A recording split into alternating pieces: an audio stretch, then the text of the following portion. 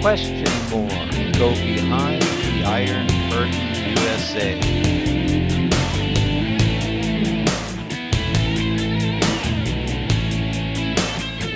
Thank you, Mr. Speaker.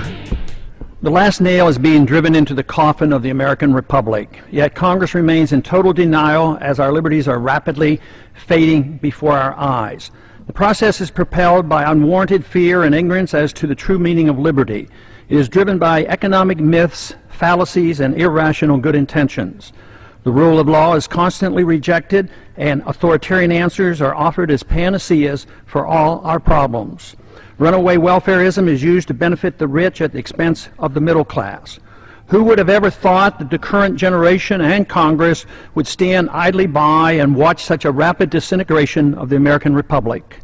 Characteristic of this epic event is the casual acceptance by the people and the political leaders of the unitary presidency, which is equivalent to granting dictatorial powers to the president.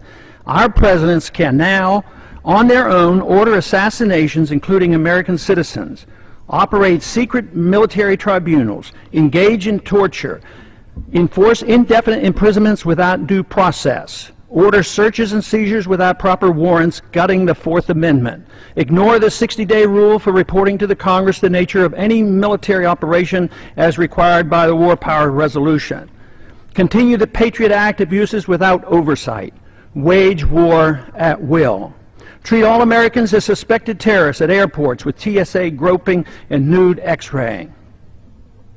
And the Federal Reserve accommodates by counterfeiting the funds needed and not paid for by taxation and borrowing, permitting runaway spending, endless debt, and special interest bailouts. And all of this is not enough. The abuses and usurpations of the war power are soon to be codified in the National Defense Authorization Act, now rapidly moving its way through Congress. Instead of repealing the 2001 authorization for the use of military force, as we should, now that bin Laden is dead and gone, Congress is planning to massively increase the war power of the president. Though an opportunity presents itself to end the wars in Iraq, Afghanistan, and Pakistan, Congress, with bipartisan support, obsesses on how to expand the unconstitutional war power of the president he already holds. The current proposal would allow a president to pursue war anytime, any place, for any reason, without congressional approval. Many believe this would even permit military activity against American suspects here at home.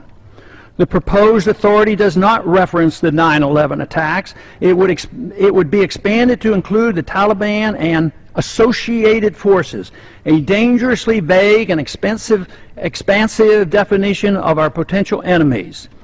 There is no denial that the changes in Section 1034 totally eliminates the hard-fought-for restraint on presidential authority to go to war without congressional approval achieved at the Constitutional Convention.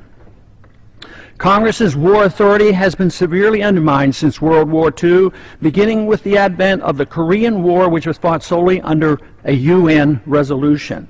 Even today, we're waging war in Libya without even consulting with the Congress, similar to how we went to war in Bosnia in the 1990s under President Clinton.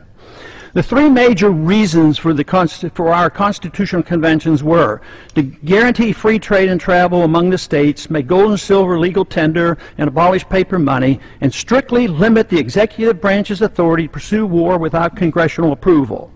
But today, Federal Reserve notes are legal tender, gold and silver are illegal. The Interstate Commerce Clause is used to regulate all commerce at the expense of the free trade among the states. And now, the final nail is placed in the coffin of congressional responsibility for the war power, delivering this power completely to the president, a sharp and huge blow to the concept of our republic. In my view, it appears that the fate of the American Republic is now sealed, unless these recent trends are quickly reversed.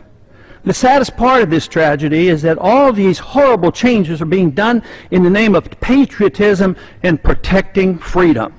They are justified by good intentions while believing the sacrifice of liberty is required for our safety. Nothing could be further from the truth. More sadly is the conviction that our enemies are driven to attack us for our freedoms and prosperity, and not because of our deeply flawed foreign policy that has generated justifiable grievances and has inspired the radical violence against us.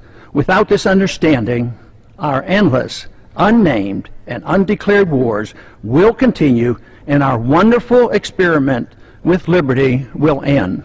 And I yield back the balance of my time. Go behind the Iron Curtain, USA.